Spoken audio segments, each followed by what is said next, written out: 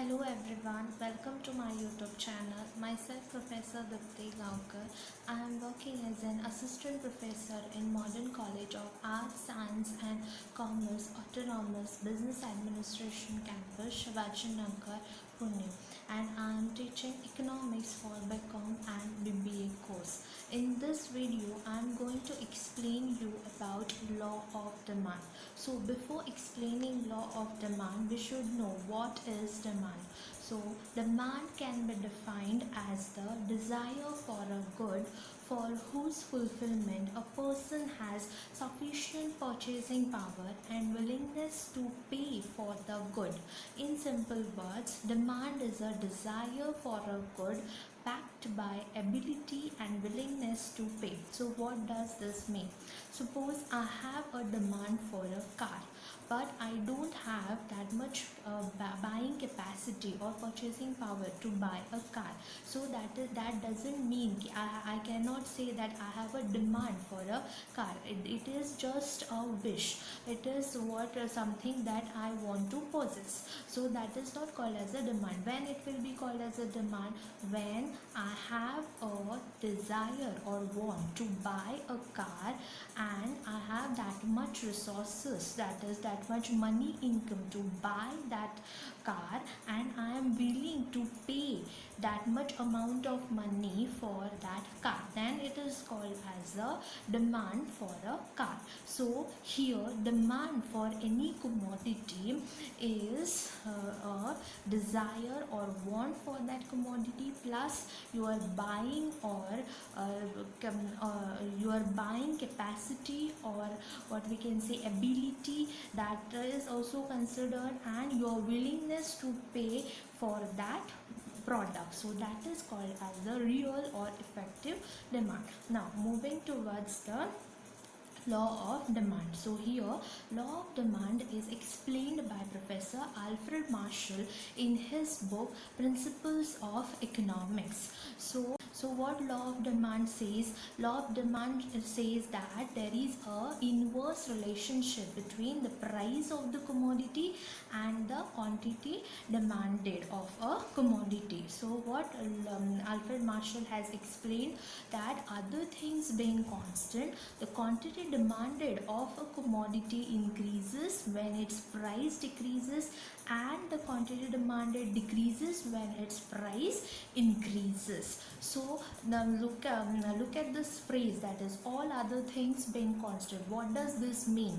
That demand is going to affect not only because of the changes in the price, but it is going to affect by other factors also, like the income of the consumer, taste and preferences of the consumer, etc. All these things should be constant, that should remain constant, then only the law of demand is going to operate. So here the other things being constant, that is what we can say the assumptions of law are: first, the income of the consumer remains the same. If there is a change in the income of the consumer, so the people will demand, if the people's income increases, they will demand for more commodity, whether the price is higher or lower, it doesn't matter for them. So that is the reason, in order to operate law of demand, the income of the consumer should remain constant. Then second one is no change in the prices of substitute and complementary goods.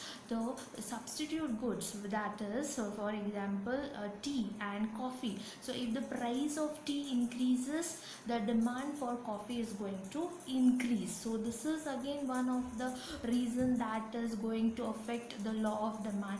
Again, the consumer's taste and preferences should remain constant. If there is a change in the taste and preferences of the people, they will demand for the product, whatever may be the price of that commodity. So, and the last one is no change in expectations about future price changes. So if the future prices, if we expect that in the future the price of one commodity increases, so what we are going to do now in the current situation, we will demand more of that commodity. So that is again going to affect the law of demand. So here all these assumptions should remain constant. There should not be any change in these assumptions, then only the law of demand is going to operate. that it is going to show an inverse relationship between the price of the commodity and the quantity demanded. So this law of demand is explained with the help of schedule and figure. So here in this schedule, it explains that as the price of the commodity decreases from rupees 10 to 8 to 6, their quantity demanded of that commodity increases from 50 units to 60 units. That is, more units of a commodity people are demanding as the price decreases. The figure also shows a downward slope from left to right, that as the price decreases, the demand for the commodity increases. Why the demand curve slopes downward from left to right, or what are the reasons to have a downward sloping demand curve? The first is the income effect. So income effect is what it refers to the change in the real income of the consumer as the price changes. Suppose if the price falls, then the consumers will be able to buy more quantity of that commodity. Suppose, take it an example, if the price of chocolates fall from rupees 10 to rupees 8, so now I will be able to buy more chocolates as the price of the chocolate has fallen from 10 to 8 rupees. So this is about income effect. Now substitution effect is that it refers to by substituting one product for the another product when the price of your substitute goods increases. So example is that sugar and jaggery. If the price of sugar increases, I will demand less sugar because I have a substitute, I have an option of jaggery. I can demand for jaggery. So that is again one of the reasons that with the increase in the price of product, your demand is going to decrease. The third one is of law of diminishing marginal utility. This is one of the law which is again explained by Professor Alfred Marshall. What he says, when you consume more and more units of a commodity continuously, your utility is going to decrease. Utility is what? It is a want satisfying power or the level of satisfaction. So here demand is dependent on the utility. That is, when the consumer gets the product gets the commodity at a lower price, their utility goes on increasing, their level of satisfaction goes on increasing. So that is again one of the reason that they are buying more, they are demanding more when the price falls. And the last one is different uses. That there are various commodities. Suppose, take an example of milk, which has a different uses. We are using milk for drinking, we are using it for making paneer, butter, so curd, all these things, all these are the different uses of milk. Suppose if the price of milk decreases, people will buy more because they can make other uses of milk.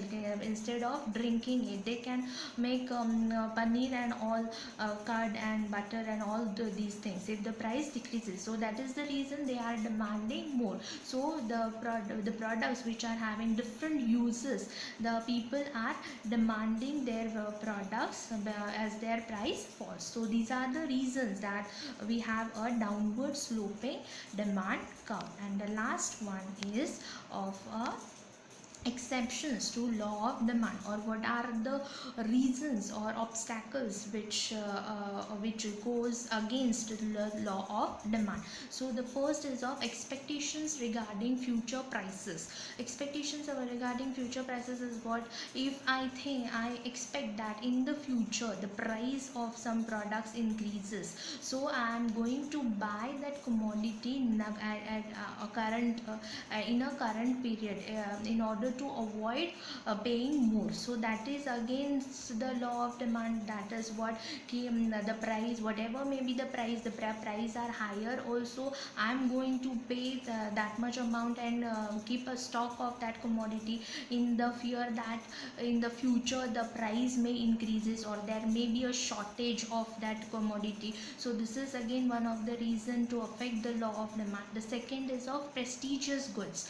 People demand prestige for goods for the prestige, for their status, that is whatever the price of that commodity. Suppose taking an example of diamonds, people buy diamond or platinum because they want to show their status, their prestigious, how much they are rich or they can afford such type of things. So this is again goes against the law of demand. And the last one is the giffen goods. So these are this giffen goods, the name giffen goods comes from a British economist, Sir Robert Giffen.